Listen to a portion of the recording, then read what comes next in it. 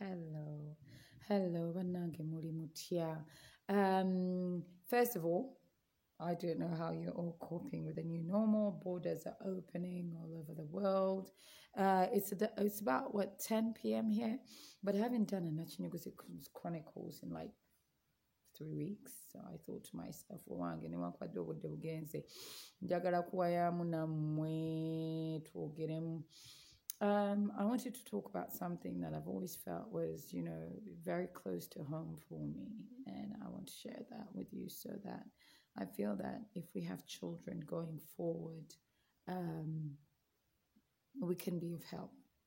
We can support them, we can love them, despite the fact that they might not be your definition of normal. So when I was growing up, there was expectation of every single person to have a respectable trade, as I'd call it now. So we were encouraged to be doctors, we were encouraged to be lawyers, we were encouraged to be teachers, bankers. Anybody who deviated from the path of true respectability had not really been groomed by their parents. So I want to talk about something that really matters to me.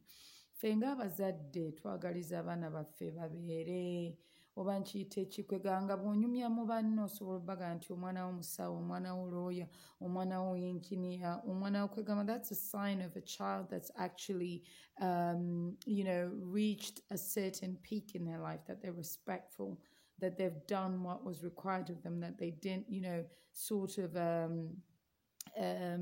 waste away and waste your fees and stuff like that. So I felt today that I want to talk about something. Not every single child is born to be conventional. Not every single child is meant to fit the description of conventionality. And I think that in Africa, Africa Uganda Wano e Uganda omwana yenna bw'abeera nga they're leaning towards the arts, they're not encouraged to pursue the unconventional route. They are beaten into submission to become what is considered respectable and conventional. The reason I'm talking about this is that it's not been an easy road for me. I'm not everyone's cup of tea, if I may say so. At the age of 43, I think I've figured out that I'm flawed, but I'm imperfectly perfect. That I was created in a certain way that's not for everyone. That my journey would not be what people considered acceptable, or I don't know which other word to say. I'm working projects and they're exhausting, but they're exciting because I get to be an ordinary person that does an extraordinary job. Going back to the conventional route, what I was talking about, I want to celebrate every single child out there that's considered a square peg that has to be beaten into submission, fit into a round hole. Bananga bana baffe to be encouraging it to be different.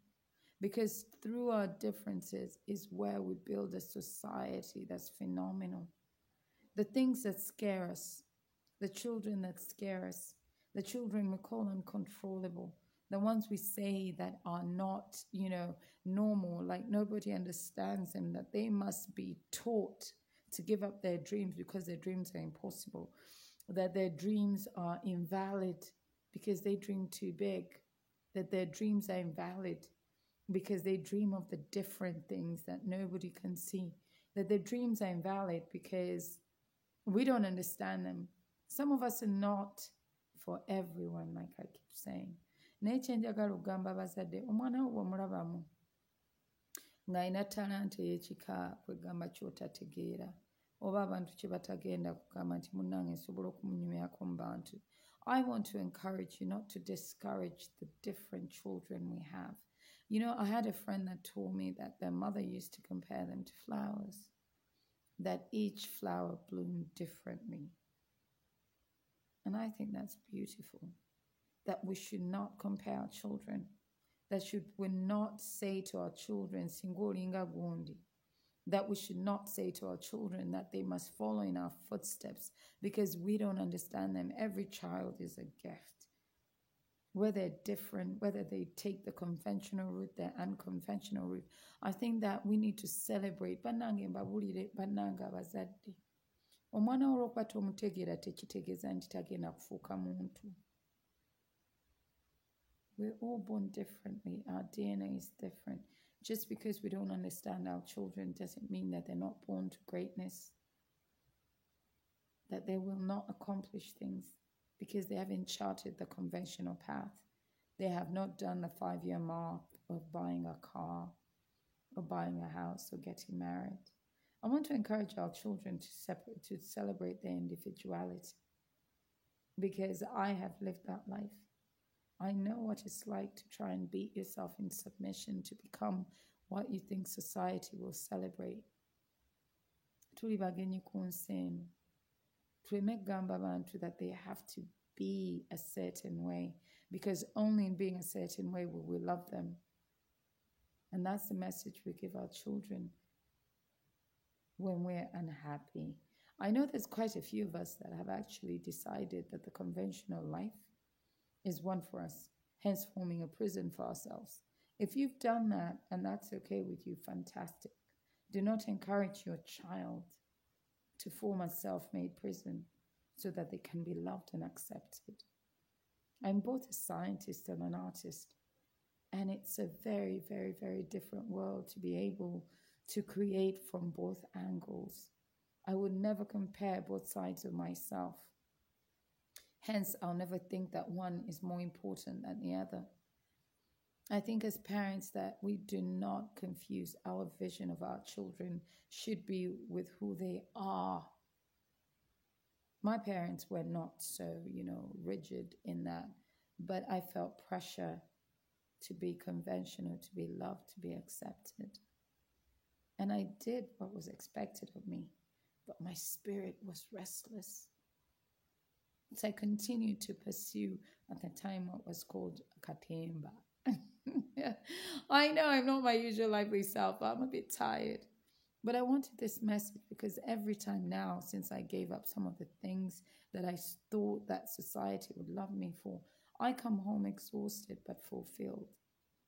I want that for every human being. Bananga bana baffe tubayigirize. Nti olw'okuba tebamanyi oba kubala nti math is not their strong point, that literature is, that they can create, they can tell stories, they can live in an imaginary world that gives them freedom. Let's not browbeat our children into believing that because they don't tick the boxes, that they're not worthy of acceptability or love. Like I said, I'm exhausted, so I don't know if this one makes sense. Nembegayiridde ng'abazadde. Buli mwana gw'ozaala talina kufaanana amuddako oba eyamusookayo. Let's celebrate our children in their individuality. Let's encourage them to change the world. Let's encourage them to be the best unconventional versions of themselves. And if they choose conventionality, that's a plus. But then again, those that don't choose conventionality are the ones that bring change to the world. So my voice is a bit hoarse. I've been working. Naye kye mbagamba bannange, twagale abaana baffe nga bwe bali. Tuleme kugezaako okuboxinga mwana into a box. See, I discovered something that was so enlightening. I went to a very conventional boarding school that people sought to go to because it was traditionally acceptable. But nobody ever saw that me, as I was, didn't fit there. That wasn't my journey. I want the better for my child. So she doesn't feel that because she's not as placid or as accepting as every other human being, that there's something wrong with her. We as parents should be the last guardians of our children's individuality and talents. I don't know how to say this today. Because